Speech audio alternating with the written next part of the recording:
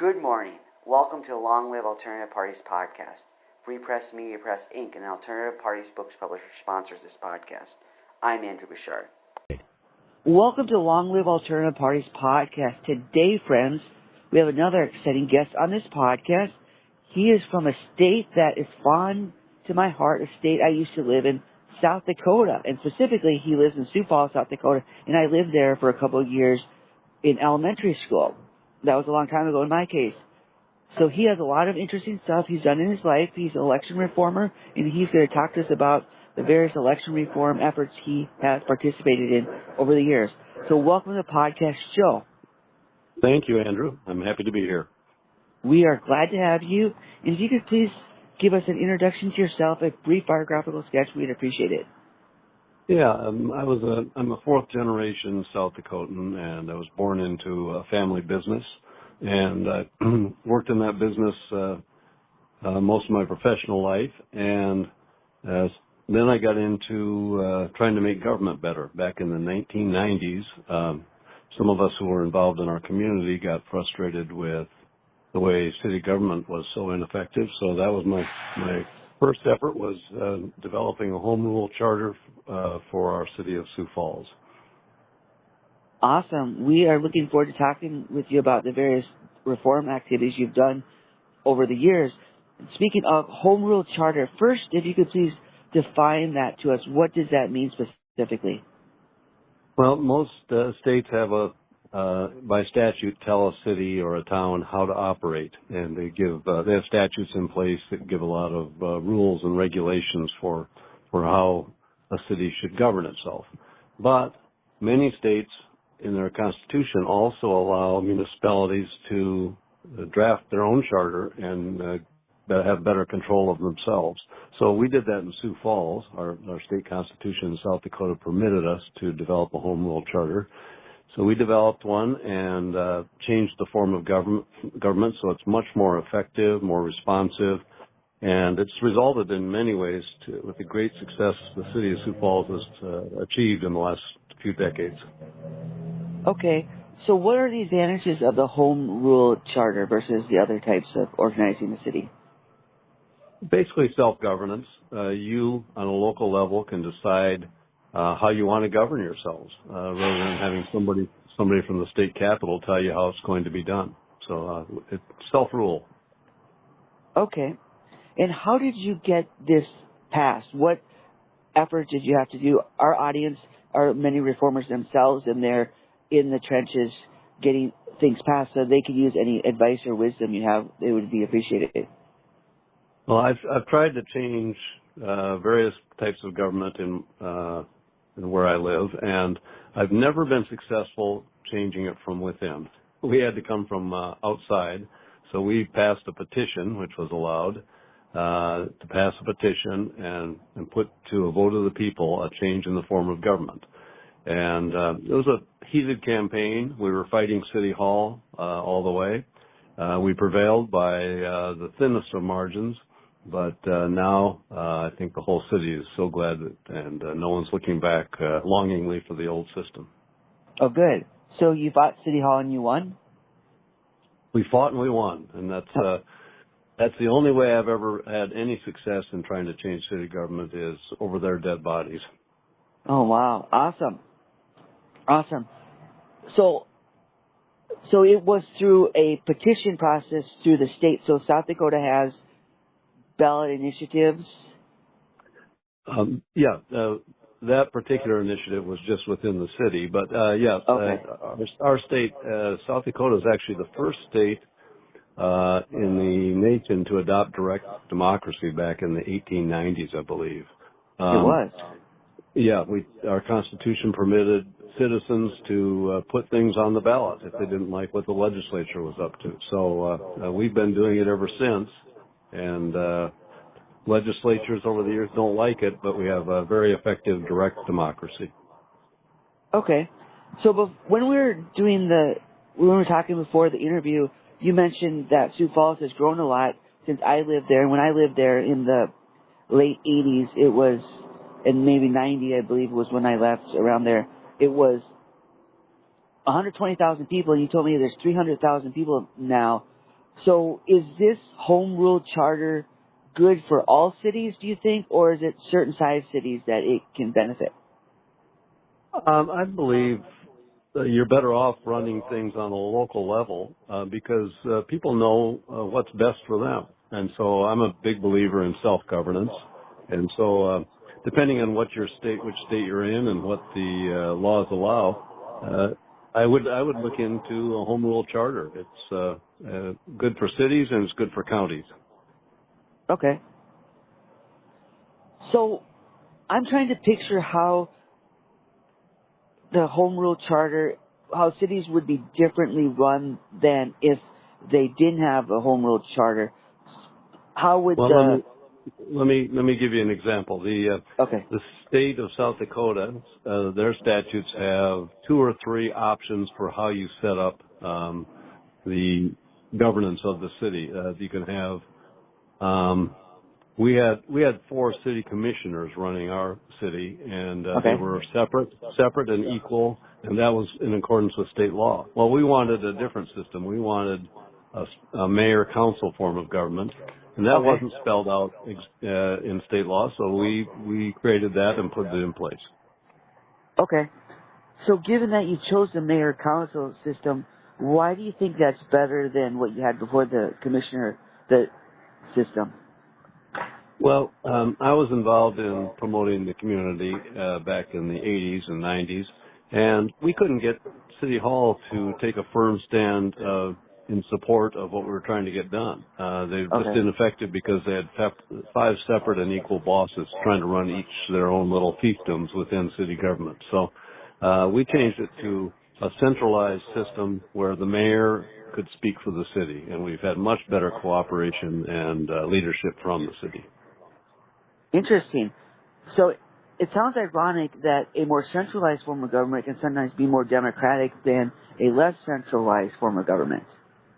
Yeah, there was just no centralized vision, no centralized leadership, and it was just a lot of bickering between 5 separate and equal bosses.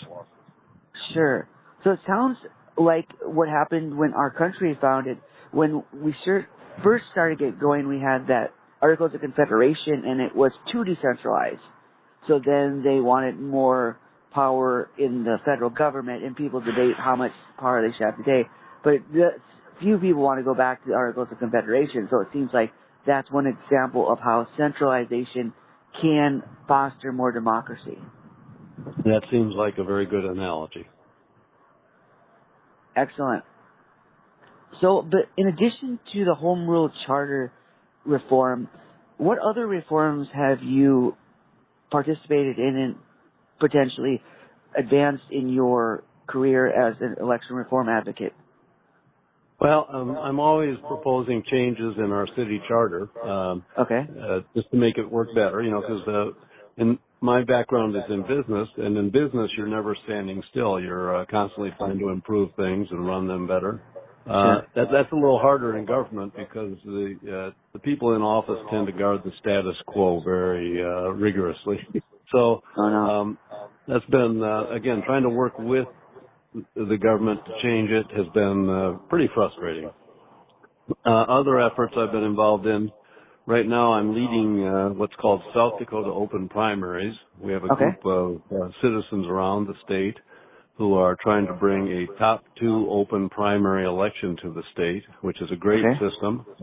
So in statewide elections, let's say for our congressmen or for our U.S. senators or for our governor, every candidate seeking the office would run against each other in the primary, and the top 2 vote getters would move on to the general election. And that's a much better system than the partisan primary system that is in place in our state and some other states, which that system rewards partisanship and encourages partisanship. And if somebody's a more moderate or more of a statesman-like person willing to listen to others across the aisle, they get primaried in the next election and taken out by the parties. So it's a dysfunctional system that rewards partisanship. Yeah. So given that in addition to election reform on this podcast, we focus on alternative parties, so do you think the open the final two prime. How do you call it? The top two Top open two primary. open primary. Yes. Okay, top two open primary. How do you think that would benefit alternative parties? That's a good question. This system already exists in a number of states in different forms, but in this exact form, they're using it in the state of Washington and the state of California. So, Okay. I know the benefits of this are much more voter engagement. The elections are more competitive and more interesting. Voter turnout increases. And voters are happier with what they're getting, whether Sure. it's blue state, red state. They tend to like. I guess it's a better way it gives better expression to what voter intent is. Sure, and that in general would be a factor that could help alternative parties. Well, yeah, I would think so. It's because everybody runs against everybody, so it'll be an interesting battle for governor. Let's say if the alternative parties were running against some Republicans and some Democrats. Sure. So, is there a reason you chose the number 2? Is there a science behind it, or what was the motivation for doing for 2 rather than 3 or 4 for the primaries?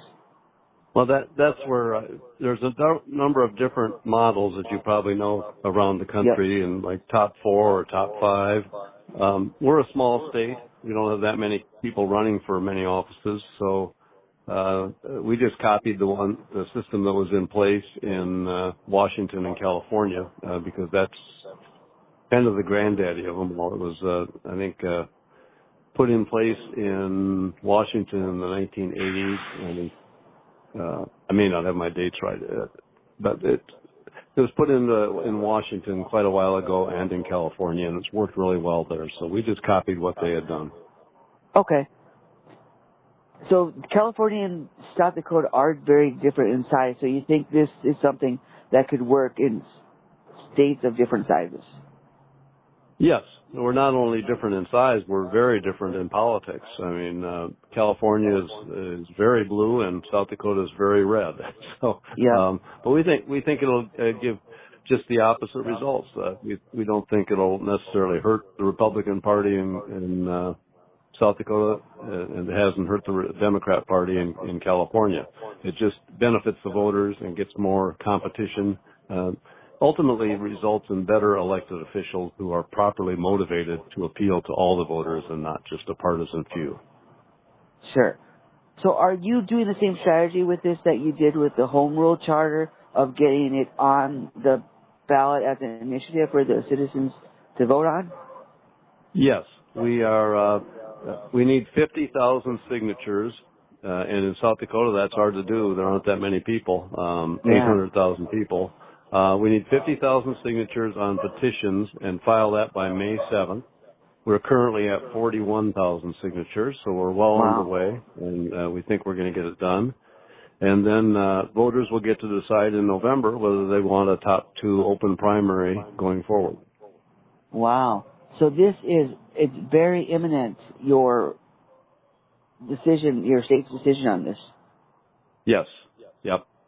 And the arguments in favor of it, primarily it's fairness, because independent voters are left out of our primary elections for the most part. They don't have a voice in who's going to lead them or represent them. Number 2 is competition. 21 of South Dakota's 35 state senators got into office without a competitive election.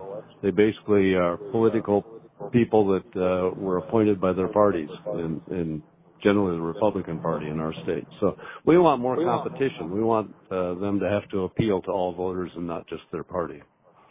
Sure. One thing we talk about in this podcast is when people are doing election reforms, there's going to be people that are going to oppose it. In anything in life, there's people going to oppose it. So when people are opposing this, what are the arguments that they're giving against it, and how would you counter those arguments? Well, it's interesting because the only opposition we're getting are from the strident Republicans and the strident Democrats. The moderates in both parties are in favor, as are the independents in the middle. And so the strident Republicans say it's a conspiracy to elect more Democrats, and the strident Democrats say it's a conspiracy to make sure none of them ever get elected again. That maybe 2 Republicans will advance to the final 2. So I guess there's no speaking to them, but we think our timing is great because the Republican Party, which is dominant in our state, is having a lot of internal problems, a lot of battles between, just like nationally. So the stars seem aligned for us to bring about a reform that will bring a little bit more moderation to our state politics. Sounds good. Sounds good. So when you get these signatures, are you doing it by volunteers or are you paying canvassers to do it? We're doing both. There's just no way to do it with volunteers alone in our state, at least. Sure. So we have a very active group. I'll say about 100 people who are carrying petitions on a volunteer basis, and then we are supplementing it with a group that does this for a business. They've done a number of initiatives in our state. Sounds good. Sounds good. So because South Dakota is a spread out state, there's few places that are high concentration of population. It would seem like this would be a very hard place to gather signatures in. Is that correct? Well, they're spread out, you're right, but most of the people are in, a handful of communities. So we focus our petitioning efforts in Sioux Falls, which is the biggest city in the state, and in Rapid City, the second biggest, as well as Brookings, Mitchell, Aberdeen, Chamberlain, a number of other communities. Just wherever people are gathering for an event, we try to have somebody around to gather signatures. Sure. One thing that people said is interesting about South Dakota is that you have one of the smallest capital cities, Pierre, and Pierre has a very low population for a capital city. Do you think that's because South Dakota is small in general, or is there some other thing going on that there's not a lot of population that are living at the capital? Well, it was when they created our 2 states, North Dakota and South Dakota. I think there were some compromises made about, and the capital of our state was picked to be centrally located, so people from the west part of the state could get to it, as well as us from the east. It was a small town at the time, and just hasn't grown. Okay, interesting. So I anticipate that there will be challenges to the signatures. How are you preparing to overcome those challenges? And when alternative parties run for office, the candidates we interview oftentimes talk about how they have to go into court, and then the other parties are going to say, no, these signatures are invalid. So how do you prepare to make your signatures as valid as possible? Well, there's pretty clear rules of the road about how you gather signatures. And as long as we follow those, our volunteers and our paid people, as long as they follow the rules, we're not too worried about any challenge that could come up. And I don't think a challenge is guaranteed. I think we're following the rules, and therefore we're not worried. Okay.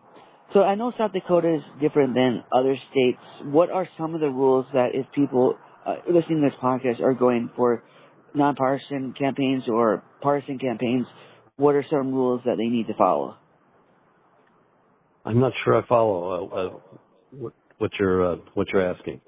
Okay, you were talking about how if you follow the rules, you don't have to worry about the signatures. So what are best practices for getting the signatures? Yeah. Well, we make sure that the person that we approach for a signature understands what we're talking about, and we ask them if they'll sign to put this issue on the ballot. Okay. And then we hand them a copy of the Attorney General's explanation of our proposal. Everybody gets offered a copy of that. So, and we make sure that the person filling out the initiative fills out all the boxes. Their address, the county they're in, clearly write their name or spell it afterwards. So just making sure that it's all legible and that there's no misunderstanding. Okay. So it sounds like, to sum it up, it's about being diligent about checking all the boxes literally and figuratively to make sure that you get all the information you need and you are covering all the bases. Absolutely, because our Secretary of State will pick out a sample of about 5% of the signatures and check them meticulously to make sure everything's proper. So we have to make sure that whatever 5% they pick, they won't find any problems. Sure. We are, I should say, the number of signatures we actually need is 37,015. Okay. But we're going to get 50,000, assuming that some of them will be invalid. Somebody will be hard to track down, somebody that signed it. They may have signed it a few months ago, and by the time the Secretary of State is looking for them, they change their registration or something, and they can't locate them. So we know we need to go over the minimum and have some extra signatures. Okay. All right. That sounds good. So you said the Attorney General has a handout for people who are filling it. So since when the initiative is getting placed on the ballot, is it the organization that puts it on the ballot, they get to decide the language, or who gets to decide the exact language that's going to be on the ballot?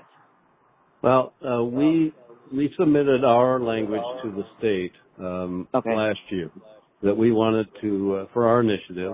Then they came back and gave us some feedback, and then we file it again. And then at that point, the Attorney General puts together a 200-word explanation for voters of what it's going to be. And we went through that whole process in the fourth quarter of 2023. And I should say 2022, I think it was. And got everything ready, and then once everything was approved, then we started gathering signatures within the last several months. Okay, so that's interesting to know about the process. At least there is where you get first you work on the verbiage, and then you have that you go back and forth with the Attorney General in the state, and then once that is established, then you get to gather the signatures. Yes, we want to make sure that we don't start gathering signatures on something that's not going to work out. Maybe it was poorly drafted and it's going to not survive a court challenge. So we try to make sure we have our ducks in a row before we go to the expense and effort of getting signatures. That sounds smart. Sure. And there's going to be a few ballot issues in South Dakota in the next election. We're going to be voting on abortion limits. And we're going to be voting on removing the grocery tax, the tax on groceries in our state. So, and then I believe the legislature is going to submit one or two questions to the voters as well, one of which is the work requirement for Medicaid recipients. And then they're talking about some other changes too. So voters will have a chance to vote on 4 or 5 different things on the ballot, which is pretty typical. Okay. So if your organization is putting an issue on the ballot, do you want there to be a lot of other initiatives, or do you think it's better to have a few initiatives so people can focus on yours? I don't think it matters. Our voters are used to handling, as I said, half a dozen issues every time they go to vote, and it's one of the more interesting things. Actually, you get more voter participation in that than we do in our federal elections.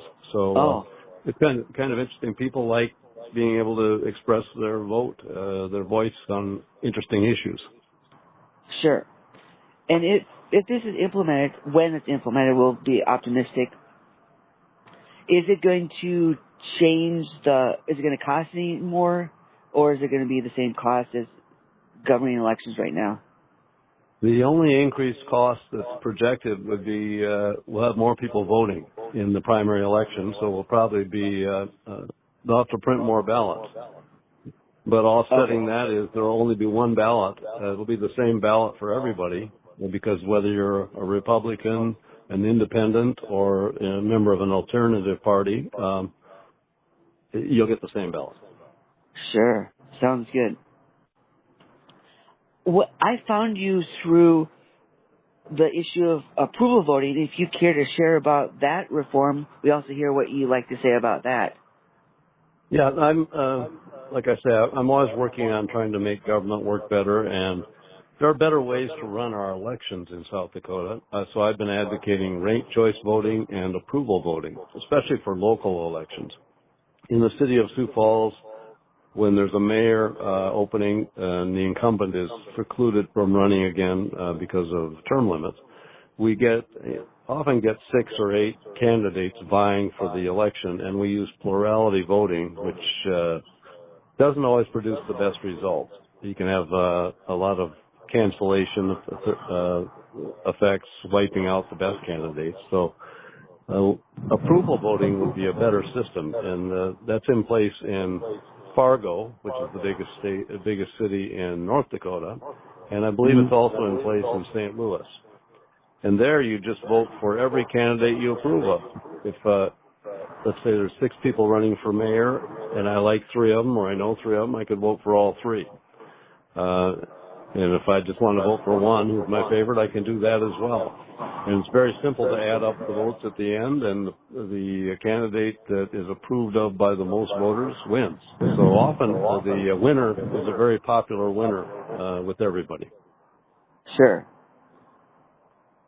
And what I've heard people say is, like with ranked choice voting, it makes elections less polarizing than the way we do things now in most places. Absolutely, yes.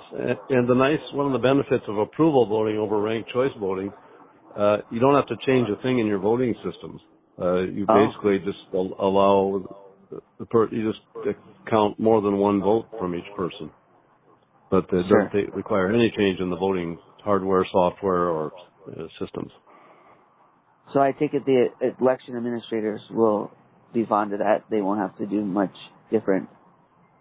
Yeah, the only opposition I have heard to approval voting is lack of understanding. Okay. I've been advocating it for a few years now for City of Sioux Falls, and our Attorney General actually gave an opinion a couple of years ago that you could do that under South Dakota statutes, but all it would require is our City Council to adopt it, but they haven't taken the time to do so. Okay, that's good. That's good to know. Some places, from what I hear, it's a lot more difficult. So it's good to know that South Dakota, when people are ready for that they can hit the ground running and get it on the ballot. So that would be awesome. Yep. No, all it would take is the City Council to vote that they're going to use approval voting, and it would be done in the city. And then basically go through one election where the voters figure out how it works. So when this passes, how long will it take for it to go into effect? How long will it be the next election cycle that it goes into effect, or is it 2 election cycles? How does that work? Are you talking about approval voting or open primaries? Yeah, I'm sorry, going back to open primaries. That would affect the next election. So we're 2024 right now. It would be affecting the 2026 primary election. Okay, so very soon it would come into effect. Yeah, and it's kind of an important election because we'll be electing a new governor and several other important offices. So 2026 is going to be could be an interesting election in South Dakota when we get open primaries put in place. Sure.